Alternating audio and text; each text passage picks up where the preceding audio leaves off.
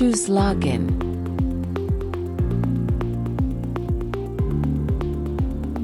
Write here your email and password that you received.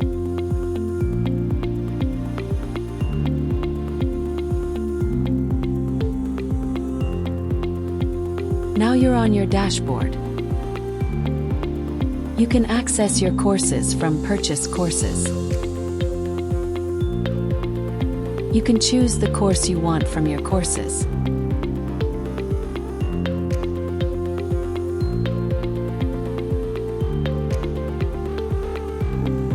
To start your course, go to Learning page.